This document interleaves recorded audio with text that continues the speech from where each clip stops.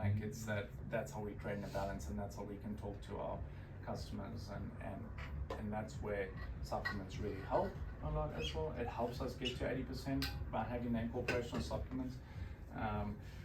Also, like thinking that food is functional, so every time we eat something, it's going to have an effect on our energy levels, our mood, our weight, and so try and make a functional choice 80% of the time, is I think the key here.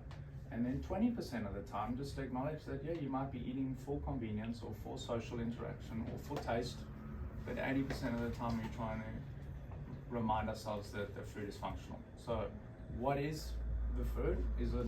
What macronutrient is it? And we know the functions of those macronutrients, so therefore we know how we get a feel from that food, and we can try to be conscious and aware of that. And then 20% of the time, let your hair down and enjoy it, and we should be able to be staying in a good balance then. So if we get into the 3T formula, which is my main crux of nutrition. This is the way I try and simplify nutrition.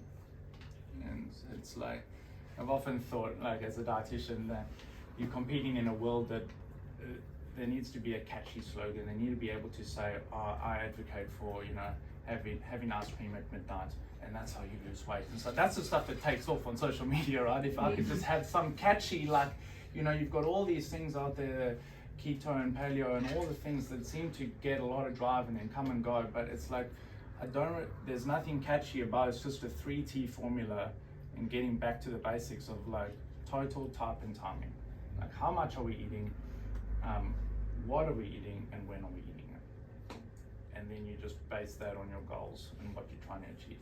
So, and without even having to like think that you've got to work out your daily calories, or you can use a MyFitnessPal or something to help you track it, or people might use that for their first week. I might tell clients like, okay, you might want to plug all this into an app for the first week to help keep you accountable and give you some understanding of what's the breakdown of foods.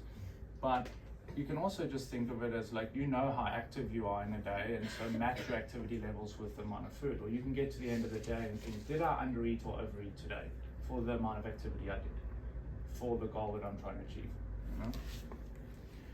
And then having a good understanding of what your choices were, like, and knowing what the macronutrients are and the functions of each macronutrient, which we'll touch on in the next slide. And then once we've got those two right, then get the timing. Because even if, if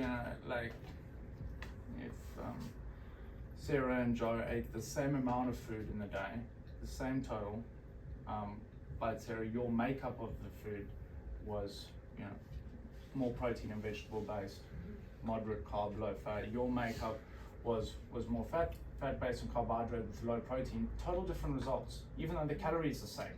So I think the focus should be sometimes less on calories and more on how those calories are consumed, where they're coming from. Yeah. And then even so, the third point is, once we've got those two right, we'll come to, well, when are you eating? Because again, like, are you consuming the bulk of those calories in the second half of the day? And they're not getting spread out correctly through the morning when we're actually more active. So, or how are we relating our calories around our training in order to get better results from the session? Things like that. That's where it gets really exciting, I think, in the timing. And that's where specific supplementation can also make a big difference.